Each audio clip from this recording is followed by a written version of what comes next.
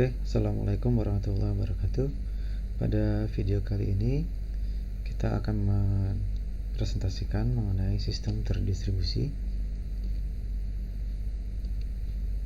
Baik, kita langsung saja. Pengertian sistem terdistribusi. Sistem terdistribusi adalah sebuah sistem yang komponennya berada pada jaringan komputer, di mana komponen-komponen tersebut saling berkomunikasi dan melakukan koordinasi hanya dengan mengirimkan pesan atau message passing. Sistem terdistribusi juga dapat dikatakan yaitu sebuah sistem yang terdiri dari sekumpulan komputer yang mandiri yang terhubung dalam jaringan komputer dan dilengkapi dengan software sistem terdistribusi. Sedangkan berawal dari pengertian kata-kata pembentuknya yaitu sistem dan terdistribusi, maka sistem terdistribusi dapat didefinisikan sebagai suatu kesatuan dari elemen-elemen yang saling berinteraksi secara sistematis dan teratur untuk mendistribusikan data. Manfaat sistem terdistribusi. Manfaat dari sistem terdistribusi adalah 1. Performance, di mana sekumpulan prosesor dapat menyediakan kinerja yang lebih tinggi daripada komputer yang terpusat. Yang kedua adalah distribution, di mana banyak aplikasi yang terlibat sehingga lebih baik jika dipisah dalam mesin yang berbeda. Contohnya aplikasi perbankan dan komersial. Kemudian yang ketiga adalah reliability, yaitu jika terjadi kerusakan pada salah satu mesin, maka tidak akan mempengaruhi kinerja sistem secara keseluruhan. Yang keempat adalah incremental growth, yaitu mesin baru dapat ditambahkan jika kebutuhan proses meningkat. Adapun yang kelima adalah sharing data atau resource. Resource adalah 1. Segala hal yang dapat digunakan bersama dalam jaringan komputer dan meliputi hardware seperti disk, printer, scanner, atau juga software, baik itu file atau berkas, basis data, dan objek data. Kemudian manfaat yang berikut adalah communication, di mana dengan sistem terdistribusi ini menyediakan fasilitas komunikasi antara manusia. Contoh sistem terdistribusi. 1. Internet. Internet merupakan suatu jaringan global yang menghubungkan komputer dengan satu dan sama lainnya, yang dapat berkomunikasi dengan media IP sebagai protokolnya. Gambar di bawah ini adalah menggambarkan tentang kondisi internet.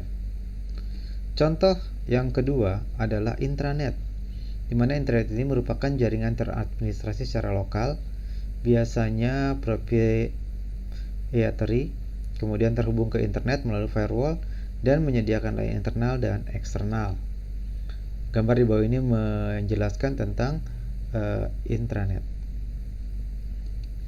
Kemudian contoh yang ketiga adalah mobil dan sistem komputasi ubiquitous, seperti sistem telepon seluler atau GSM, di mana resource yang di-share adalah frekuensi radio, waktu transmisi dalam satu frekuensi, dan bergerak.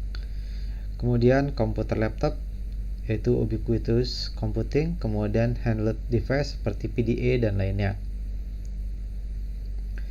Nah, gambaran lebih secara lengkap dapat dilihat pada gambar di bawah ini. Kemudian, contoh berikutnya adalah World Wide Web, di mana arsitektur klien atau server terbuka yang diterapkan di atas infrastruktur internet. Kemudian adanya share resource melalui URL. Gambar di bawah ini menjelaskan tentang bagaimana World Wide Web bekerja dengan baik. Kemudian contoh berikutnya adalah sistem terdistribusi multimedia. Biasanya digunakan pada infrastruktur internet. Karakteristiknya sumber data yang heterogen dan memerlukan sinkronisasi secara real time. Contohnya video, audio, dan teks. Kemudian adanya multicast. Contohnya dari sistem terdistribusi multimedia ini adalah teleteaching tools, video conferencing, video dan audio on demand. Kemudian contoh sistem distribusi yang lainnya seperti sistem telepon seperti ISDN, PSTN, kemudian manajemen jaringan seperti administrasi sumber jaringan dan network file system. Setelah itu kita akan bahas mengenai karakteristik sistem terdistribusi. Dalam sistem terdistribusi terdapat beberapa karakteristik, yaitu 1. No global clock, artinya tidak terdapat batasan pada ketepatan proses sinkronisasi clock pada sistem terdistribusi. Oleh karena itu, asynchronous message passing. Pada sistem terdistribusi, tidak ada satu proses tunggal yang mengetahui global state system saat ini. Hal ini disebabkan oleh concurrency dan message passing. Karakteristik yang kedua yaitu independent failure, di mana kemungkinan adanya kegagalan proses tunggal yang tidak diketahui. Kemudian proses tunggal mungkin tidak peduli pada kegagalan sistem secara keseluruhan. Karakteristik yang ketiga yaitu concurrency of component. Misalkan beberapa pemakai browser mengakses suatu halaman web secara bersamaan. Namun, bagaimana jika ada operasi update? Kemudian kita membahas mengenai tujuan sistem terdistribusi. Sistem terdistribusi dibangun untuk mencapai tujuan-tujuan yang diingin capai. Di antaranya adalah 1. Memberikan akses bagi pengguna untuk dapat mengembangkan sumber daya sistem. Kemudian peningkatan kecepatan komputasi, meningkatkan availabilitas dan ketersediaan dan reliabilitas data. Kemudian mengatasi bottleneck, di mana tumpukan pekerjaan pada suatu terminal dapat didistribusikan ke terminal-terminal lainnya. Tujuan selanjutnya adalah mendukung layanan, misalkan layanan penjualan dengan menggunakan terminal-terminal yang tersebar di berbagai tempat. Serta mendukung sistem kerja jarak jauh, misalnya sistem kerja small office, home office, yang memungkinkan karyawan untuk bekerja dari rumah sehingga tidak harus datang ke kantor. Yang terakhir adalah memudahkan kerja kelompok, karena dengan memudahkan data sharing dan tetap memungkinkan kerjasama meskipun letak anggota kelompok berjauhan. Yang berikutnya adalah model sistem terdistribusi. Dalam pelaksanaannya, sistem terdistribusi memiliki berbagai bentuk model. 1. Model client server, yang mana merupakan bagian dari model sistem terdistribusi yang membagi jaringan berdasarkan pemberi dan penerima jasa layanan. Pada sebuah jaringan akan didapatkan file server, time server, directory server, printer server, dan seterusnya. Gambar di bawah ini menggambarkan tentang model client server. Model sistem terdistribusi berikutnya adalah model proxy server. Model proxy server ini menyediakan hasil copy atau replikasi dari resource yang diatur oleh server lain. Proxy server bisa diletakkan pada setiap klien atau bisa dipakai bersama oleh beberapa klien. Tujuannya ialah meningkatkan performance dan availability dengan mencegah frekuensi akses ke server. Jadi proxy server membuat duplikasi beberapa server yang diakses oleh klien dan caching atau penyimpanan lokal untuk sistem yang sering diakses sehingga meningkatkan kinerja dan mengurangi beban kerja pada server. Contohnya, searching suatu topik namun dilakukan 2 kali, maka searching terakhir mempunyai waktu yang lebih kecil. Model sistem terdistribusi berikutnya adalah model peer-to-peer, di mana sebuah arsitektur tidak terdapat mesin khusus yang melayani suatu pelayanan tertentu ataupun mengatur sumber daya dalam jaringan dan semua kewajiban dibagi rata ke seluruh mesin yang dikenal dengan peer. Pola komunikasi yang digunakan berdasarkan aplikasi yang digunakan. Peer-to-peer adalah model yang paling general dan fleksibel. Model sistem terdistribusi yang keempat adalah model mobile code, di mana kode yang berpindah dan dijalankan pada PC yang berbeda, contohnya upload. Kemudian yang kelima adalah model mobile agent, yaitu sebuah program yang berpindah dari satu komputer ke komputer yang lainnya, kemudian melakukan pekerjaan yang otomatis. Contohnya, kita dapat lihat untuk install dan juga pemeliharaan software pada komputer sebuah organisasi. Kelebihan dan kelemahan sistem terdistribusi. Kelebihan sistem terdistribusi yaitu pertukaran sumber daya prosesor, kemudian pertukaran data, struktur geografis, penyederhanaan logik, modular, reliable, dan biaya rendah. Sedangkan kelemahannya yaitu biaya komunikasi membengkak, pemaduan yang sulit, pembuatan program yang lebih sulit. Permasalahan atau tantangan sistem terdistribusi. Ada beberapa permasalahan atau tantangan dalam sistem terdistribusi, antara lain 1. Keheterogenan, di mana suatu sistem terdistribusi dapat dibangun dari berbagai network, operating system, hardware, dan programming language yang berbeda-beda. IP dapat digunakan untuk mengatasi perbedaan jaringan, dan middleware mengatasi perbedaan lainnya. Yang kedua, keterbukaan atau openness, di mana mendukung perluasan extensibility dan mudah dalam pemeliharaan. Setiap komponen memiliki antarmuka untuk interface yang dipublish ke komponen lain. Perlu integrasi berbagai komponen yang dibuat oleh programmer atau vendor yang berbeda. Permasalahan atau tantangan sistem terdistribusi yang ketiga adalah keamanan, di mana share resource dan transmisi informasi rahasia perlu dilengkapi dengan enkripsi. Privasi dan authentication dan availability diperlukan di situ. Yang keempat adalah scalability, di mana penambahan pemakai membutuhkan penambahan resource yang konstan. Kemudian mencegah bottleneck, dan jika diperlukan dapat menggunakan replikasi. Sedangkan permasalahan atau tantangan sistem terdistribusi yang kelima adalah penanganan kegagalan, di mana setiap proses komputer atau jaringan dapat mengalami kegagalan secara independen. Komponen lain harus tetap berjalan dengan baik. Contohnya file branch di distribusi banking system. Yang keenam adalah konkurensi, di mana multiple user dengan concurrent request to a shared resource, di mana setiap resource harus aman di lingkungan tersebut di atas. Permasalahan atau tantangan yang ketujuh adalah transparansi, di mana transparansi ini bagi pemakai, keberadaan beberapa komponen tampak sebagai satu sistem saja, di mana akses transparansi yaitu local dan remote resource dapat diakses dengan operasi yang sama. Location transparansinya harus dapat diakses tanpa tahu di mana lokasinya. Tapi bagaimana mengenai hyperlink dan URL? Kemudian konkurensi transparansinya, ada beberapa proses dapat sama-sama menggunakan suatu resource tanpa saling intervensi. Dan bagaimana jika beberapa pemakai secara bersamaan akan mengubah suatu berkas? Kemudian replication transparency, di mana pemakai maupun program aplikasi tidak perlu mengetahui adanya replikasi resource yang dapat meningkatkan kehandalan dan unjuk kerja.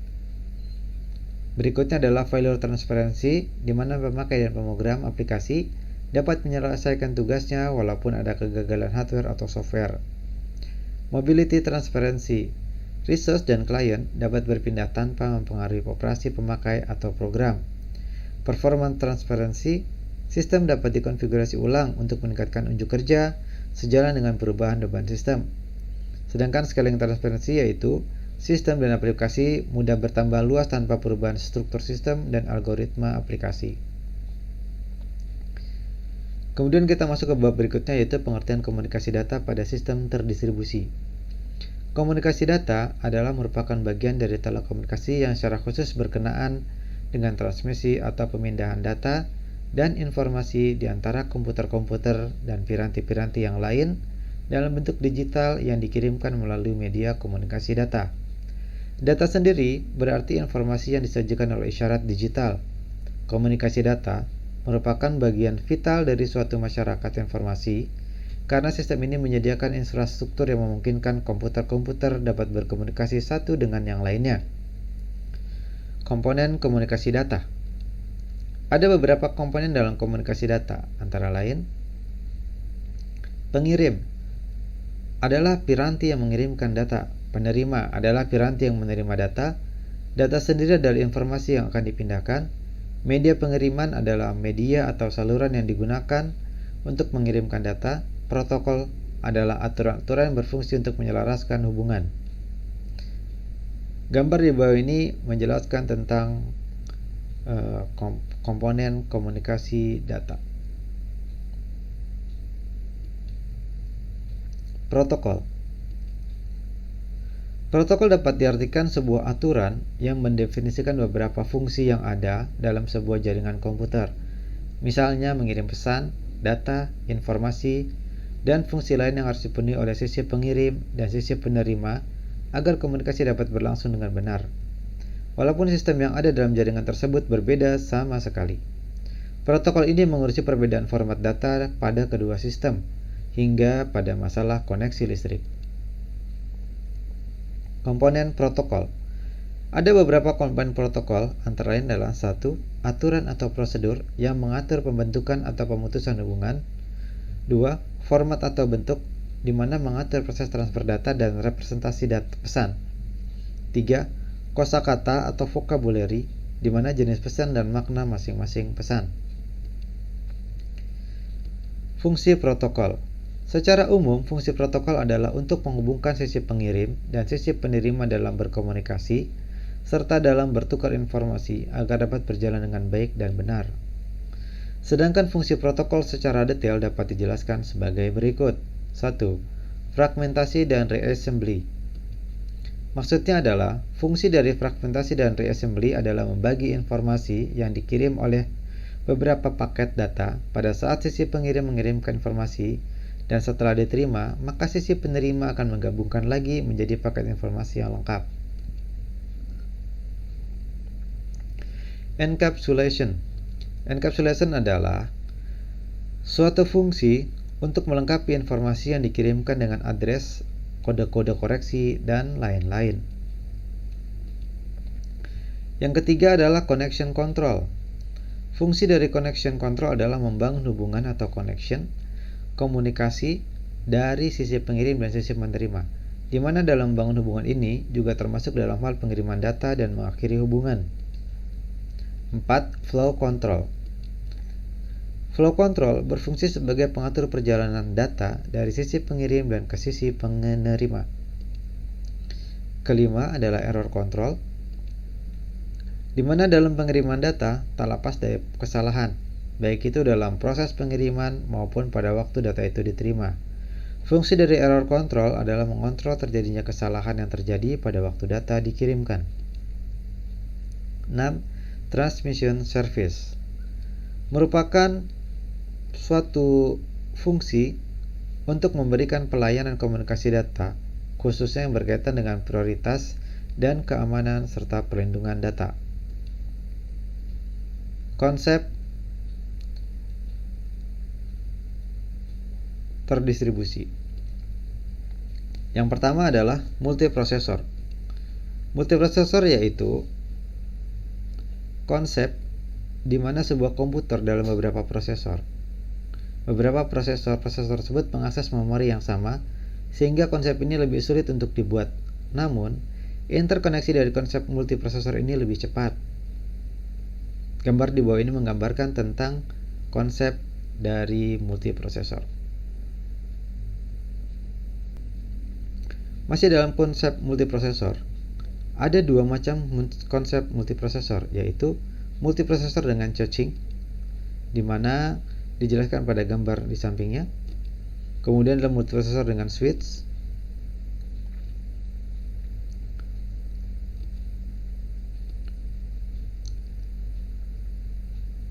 Konsep berikutnya yaitu tentang multikomputer.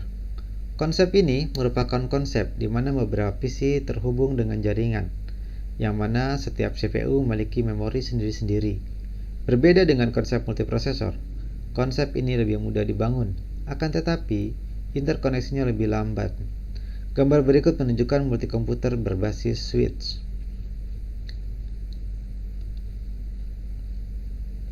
Sistem multikomputer yang paling banyak digunakan dalam sistem terdistribusi adalah sistem multikomputer heterogen, di mana sistem ini memiliki perbedaan, yaitu baik dari prosesor, memori, I/O bandwidth, dan jaringan.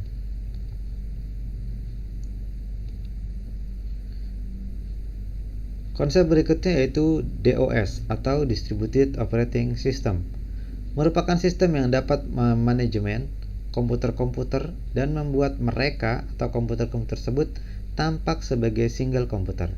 Selain itu, sistem ini dapat pula menjalankan proses di komputer lain tanpa mengetahui siapa yang meresponnya, serta mengatur sumber daya pada sistem terdistribusi. Gambar di bawah ini menjelaskan tentang DOS. Konsep berikutnya adalah NOS, yaitu Network Operating System. NOS merupakan sistem di mana setiap host menjalankan sistem operasi untuk mengatur sumber daya yang dimilikinya, termasuk mengakses sumber daya di jaringan. Untuk mengakses resource jaringan tersebut dengan menggunakan NFS atau Network File System serta Samba yang merupakan implementasi protokol SMB di Windows dan Linux. Selain itu, dengan NOS, maka pengguna dapat mengakses suatu proses di komputer lain dengan login ke telnet atau melalui SSH.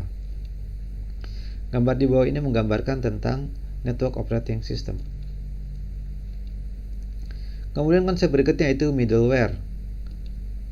Middleware menyediakan transparansi terhadap keanekaragaman platform, di mana proses dan objek pada sekumpulan mesin yang menerapkan protokol untuk aplikasi terdistribusi.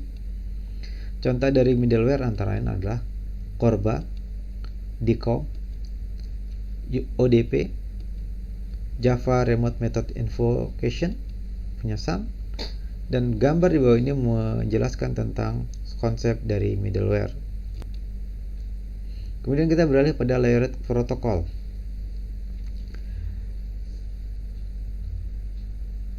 Yang pertama adalah standarisasi protokol, merupakan ISO 7498, di mana dahulu komunikasi antar komputer dari vendor yang berbeda adalah sangat sulit dilakukan, karena mereka menggunakan protokol dan format data yang berbeda-beda.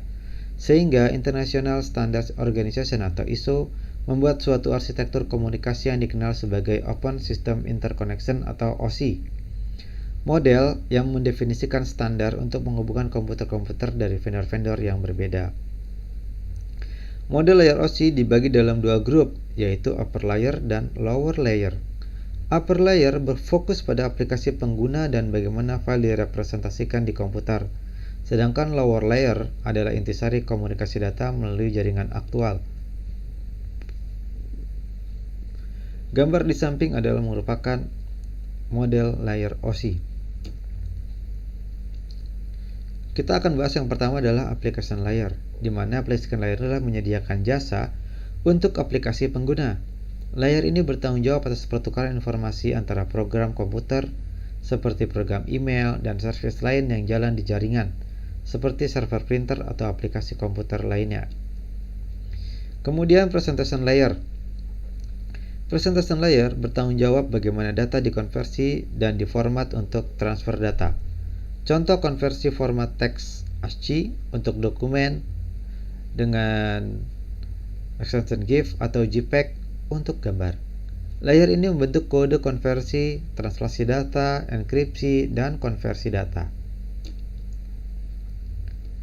Kemudian layer yang berikutnya adalah session layer. Session layer menentukan bagaimana dua terminal menjaga, memelihara, dan mengatur koneksi. Bagaimana mereka saling berhubungan satu sama lain. Koneksi di layer ini disebut session. Transport layer. Transport layer bertanggung jawab membagi data menjadi segmen, menjaga koneksi logika end-to-end antar terminal, dan menyediakan penanganan error atau error handling. Transport layer berfungsi untuk menerima data dari session layer, memecah data menjadi bagian-bagian yang lebih kecil, meneruskannya ke network layer, dan menjamin semua potongan data tersebut bisa tiba di sisi penerima dengan benar. Layer yang berikutnya adalah data link layer.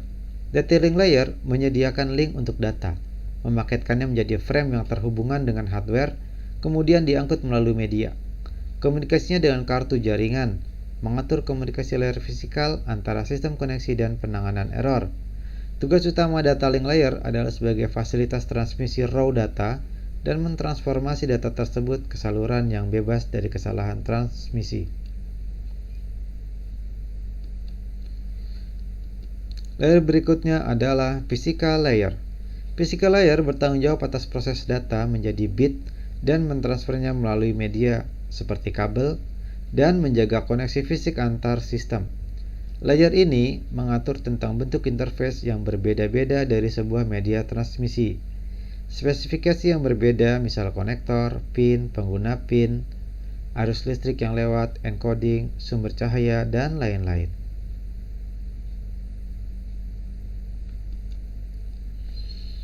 Kemudian kita beralih kepada Remote Procedure Call atau RPC. Remote Procedure Call adalah sebuah metode yang memungkinkan kita untuk mengakses sebuah prosedur yang berada di komputer lain.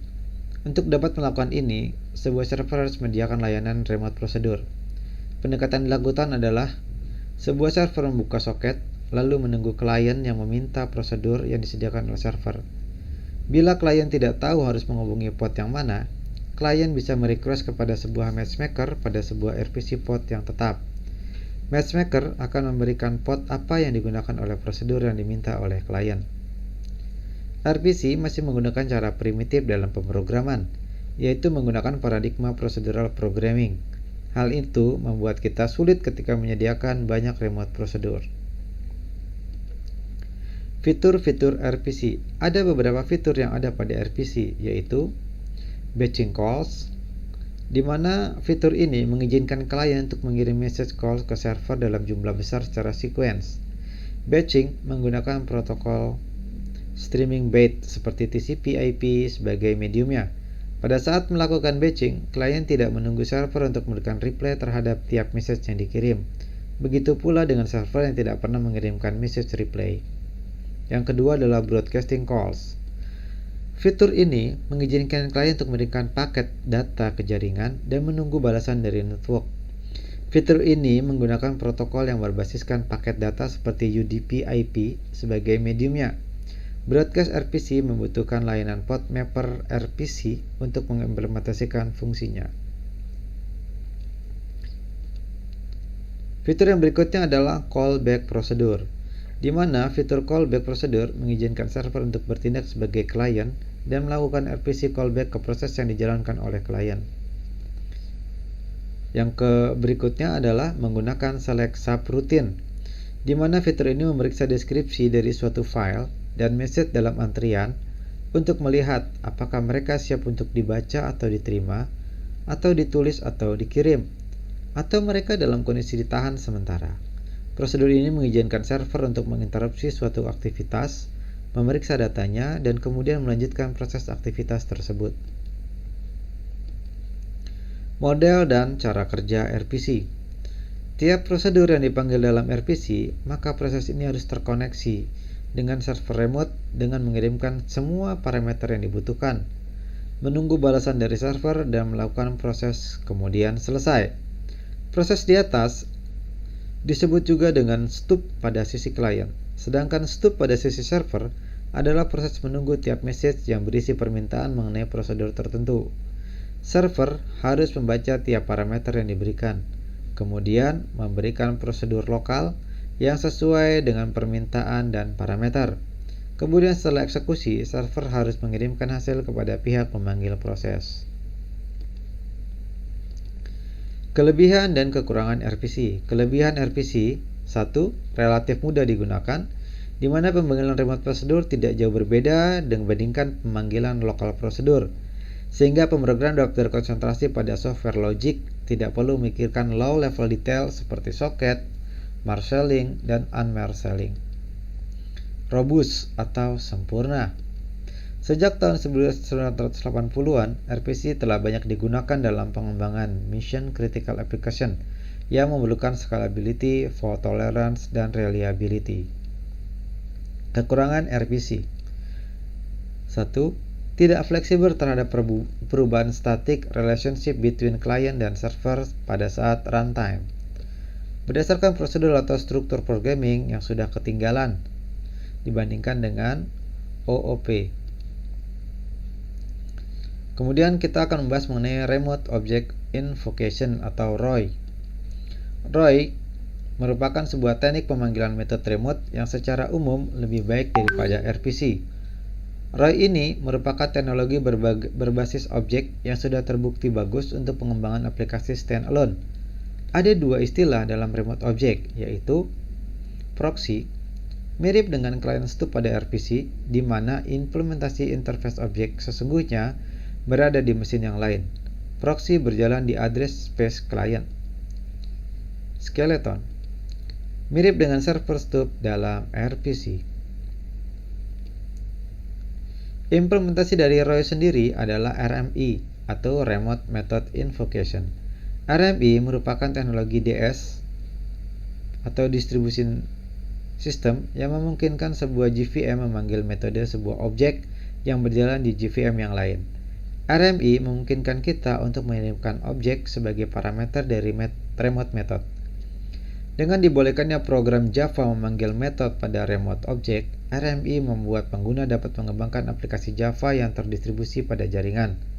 Aplikasi RMI sering terbagi menjadi dua bagian, yaitu server dan klien. Server mempunyai beberapa remote objects dan referensinya serta menunggu jika klien ingin memanggil remote object tersebut. Sedangkan klien mendapatkan remote reference untuk satu atau lebih remote object di dalam server dan kemudian memanggil metode di dalamnya. RMI menyediakan mekanisme sehingga server dan klien dapat berkomunikasi dan tukar-menukar informasi timbal balik. Aplikasi seperti ini disebut dengan Distributed Object Application. Aplikasi terdistribusi dengan Java RMI terdiri atas interface dan classes.